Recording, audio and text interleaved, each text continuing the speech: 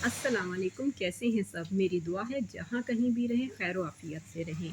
Saturday को जी मुझे call आ गई कि कल संडे है तो कल का नाश्ता जो है हम मिलके करेंगे। कुछ गोभी रखी है और कुछ आलू के मसाला बनाएँगे और आलू के पराठे और गोभी के पराठे बनाएँगे। सबसे पहले तो मेरी भाभी की कॉल आई थी, उन्होंने मुझे कहा तो मैंने कहा मेरे लिए थोड़ा-सा आना मुश्किल हो जाएगा क्योंकि कल संडे और मुझे वॉशिंग मशीन भी लगानी है, कपड़े काफ़ी इकट्ठे हुए हुए हैं। तो उसने कहा चलें ठीक है, उसके बाद मेरे भाई की कॉल आ गई, उसने कहा नहीं आपने तो लाज़मी आना है। तो मैंने कहा अच्छा चलो ठीक है फिर मैं आऊँगी।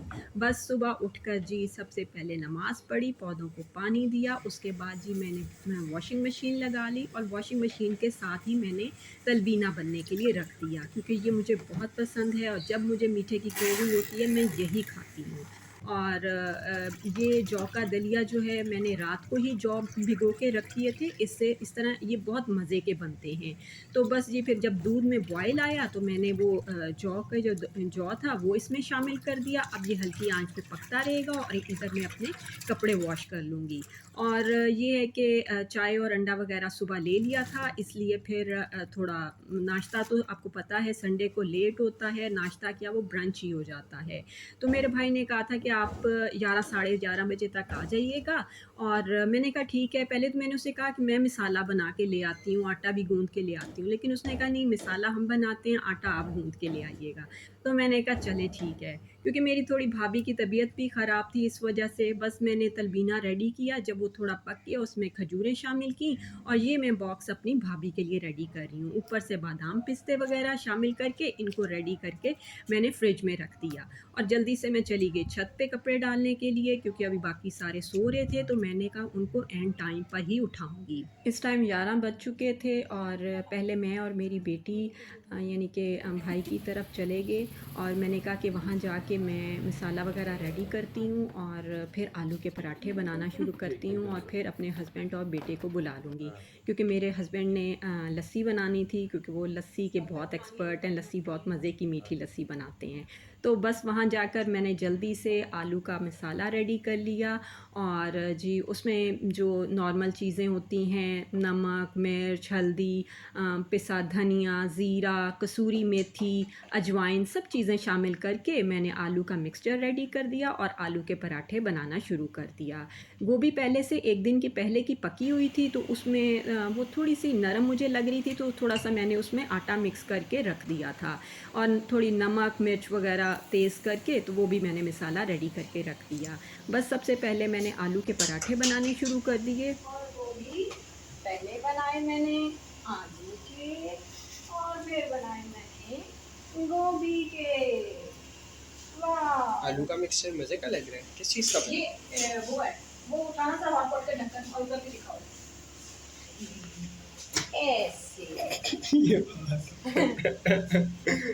ऐसे ये वो गोभी के आप गोभी का चेक करना अच्छा, अच्छा। बहुत यम्मी लग रहा है।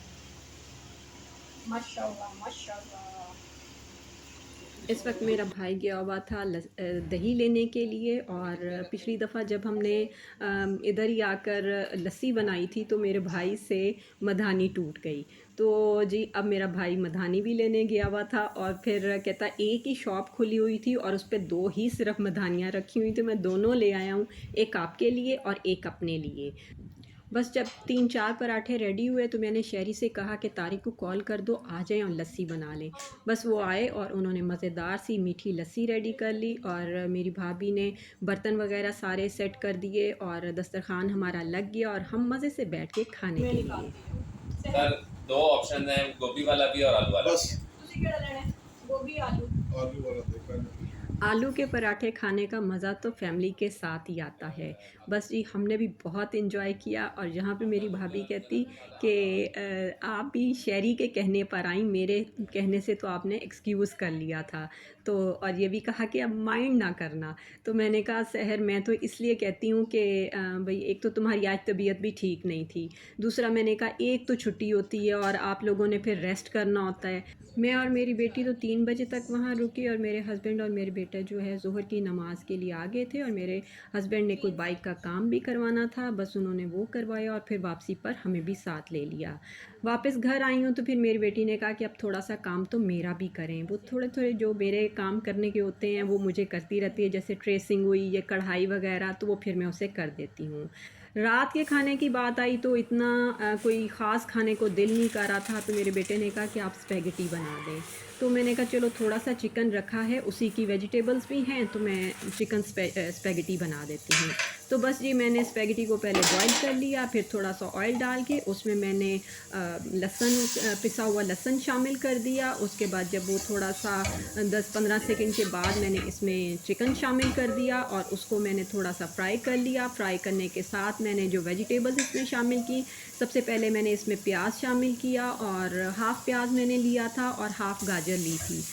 दोनों को मैंने शामिल कर दिया और थोड़ा-सा मिक्स कर लिया। जब ये मिक्स हो गई फिर मैंने साथ ही इसमें शिमला मिर्च भी शामिल कर दिया।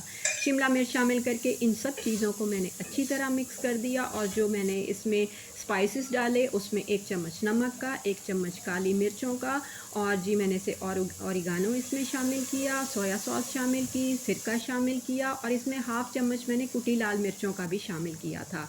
और हॉट सॉस मैंने शामिल की, इसमें चिली गार्लिक सॉस शामिल कर लें, मेरे पास पेरी-पेरी रखी थी वही मैंने इसमें शामिल कर दी। ये सारी चीज़ें शामिल करके आप इसको अच्छी तरह मिक्स कर लें और बंद गोभी थोड़ी-सी थी वो भी मैंने इसमें शामिल कर दी और आपको पता है वेजिटेबल्स के साथ तो वैसे ही बहुत मज़े की लगती हैं।